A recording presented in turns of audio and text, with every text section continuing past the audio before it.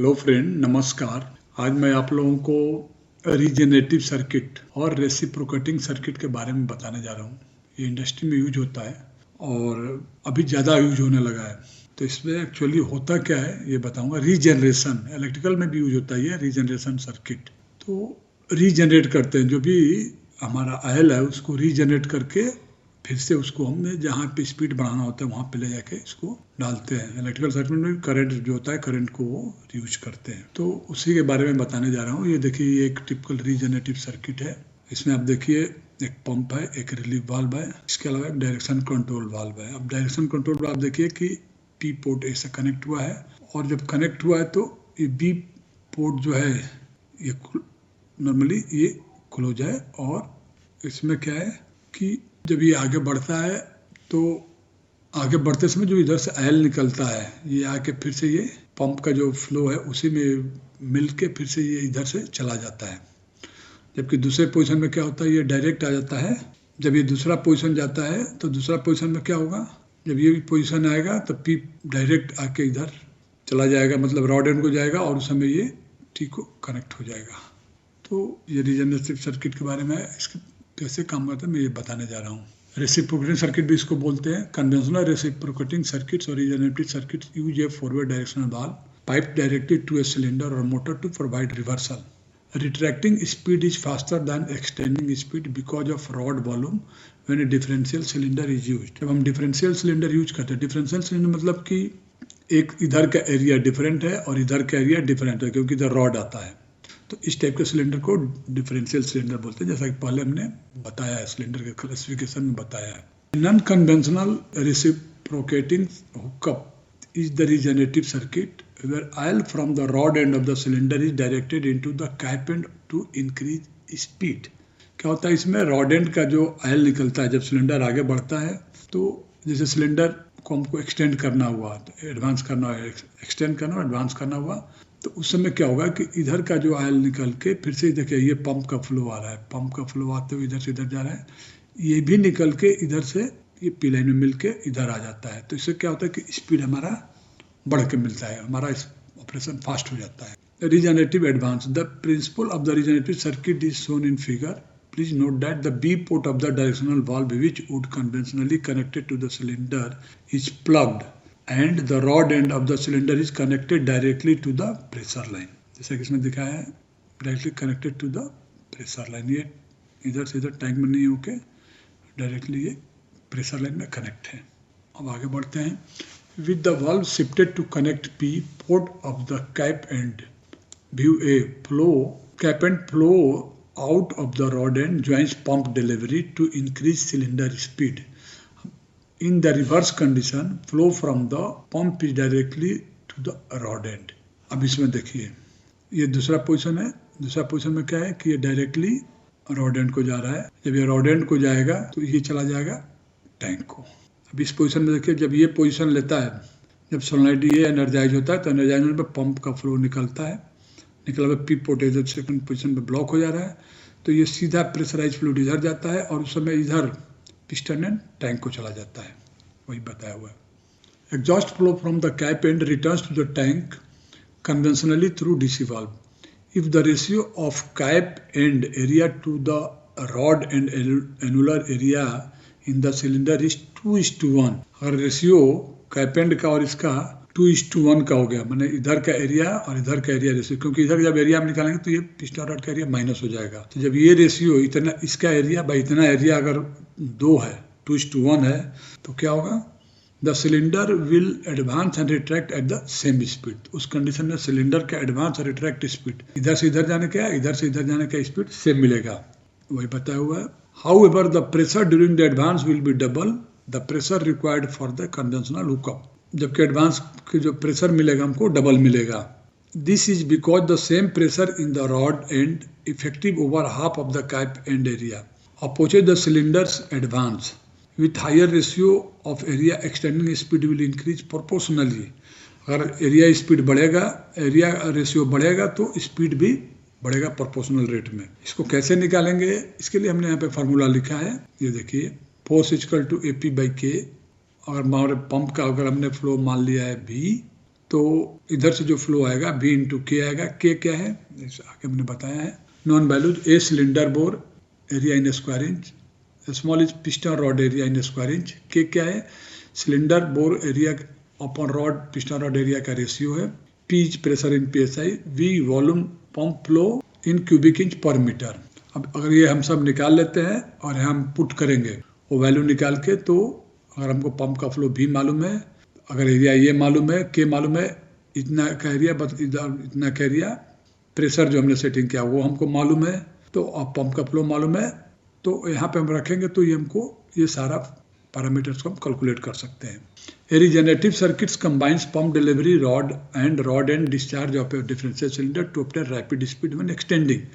Pressure is equal at both the head and rod ends during regenerative movement. दोनों side का pressure same रहेगा। We will show flow condition during regenerative advance. Pump delivery and rod end discharge are directed to the cylinder and head end through DC valve. Equal pressure is acting on the difference in areas. देखिए, equal pressure acting difference area creates a larger force at the head and of the force. क्या होता है, pressure into area होता है। तो equal pressure काम करा, area double है तो डबल फोर्स हो जाएगा। Formula shows above are used to calculate speed, force and flow rates.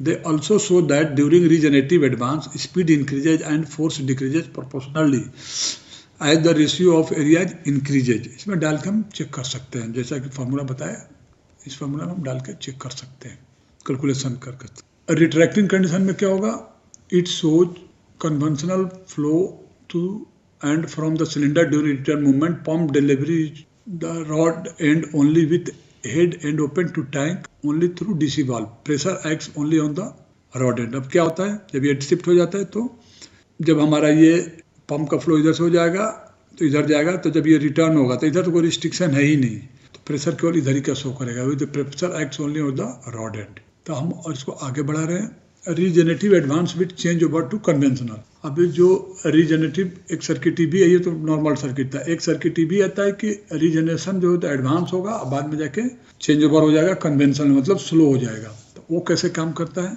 उसका ये फिगर है। ये ऐसा आपको सर्किट कहीं दिखता है तो यही समझना है कि चेंज ओवर टू कन्वेंशनल है।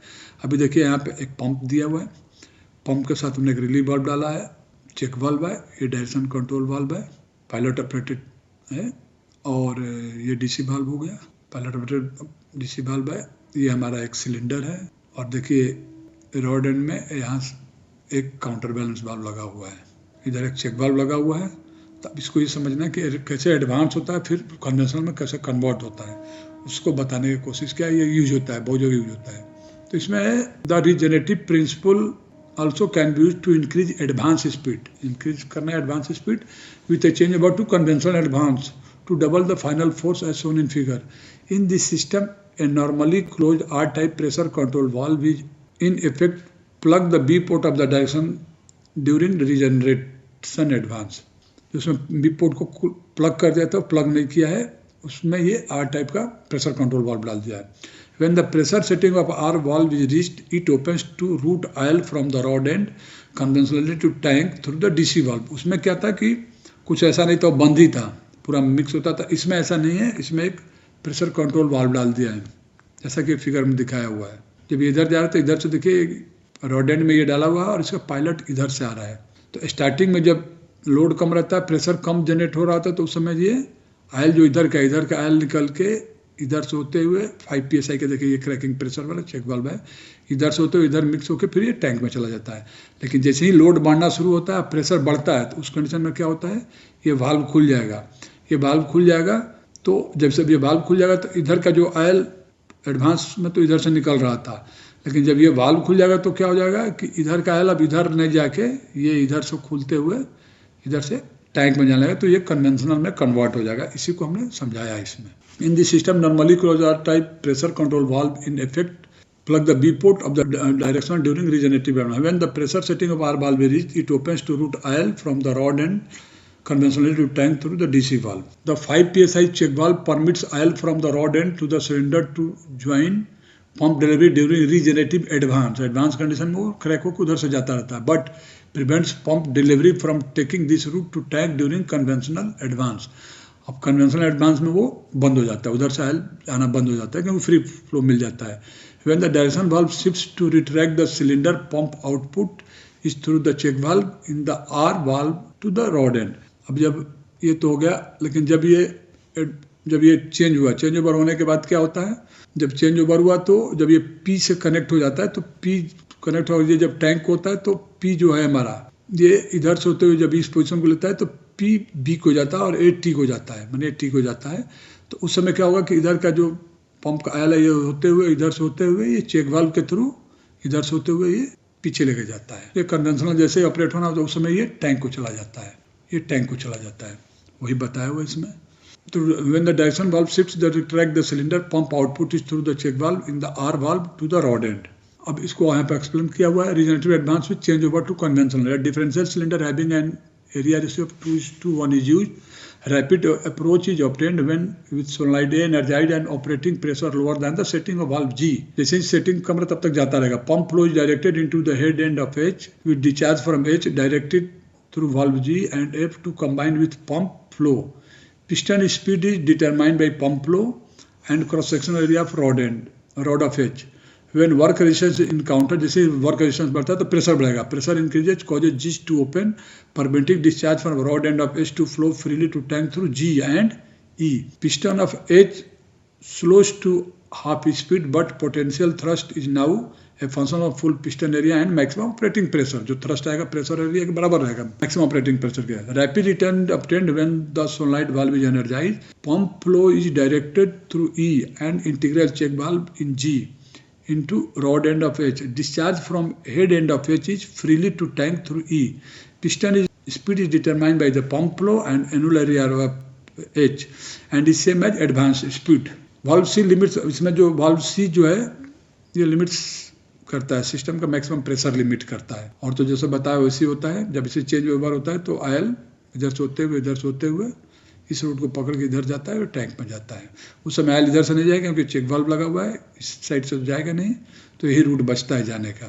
तो फ्रेंड ये रहा रीजनरेशन सर्किट के बारे में, रीजनरेटिव सर्किट कैसे काम करता है और इसका उपयोग कहाँ होता है। तो इसके साथ मैं उम्मीद करता हूँ कि आप लोग को रेसिप्रोकेटिंग ऑब्लिक रीजनरेटिव सर्किट के बारे में समझ में आ गया होगा। कहीं भी आपको ऐसा सर्किट दिखता है और ऐसा सर्किट दिखता है तो आपको ये समझना है कि रीजनरेशन सर्किट है। ये आयल जाने का कहीं रूट नहीं है, तो मतलब आके जब ये पी लाइन से कनेक्ट हो तो मैं रीजनरेटिव सर्किट है। तो इसी के साथ मैं ये लेक्चर ख़त्म करता हूँ। मैं उम्मीद करता हूँ आप लोग को ये रीजनरेशन के बारे में समझ में आ गया होगा। मैं आप लोग से रिक्वेस्ट करता हूँ कि मेरे चैनल को आप सब्सक्राइब करें तथा बेल आइकन दबा दें, जिससे कि मैं जब भी कुछ नया डालूँ आप लोग को इमीडिएट मिल जाए। Thank you very much.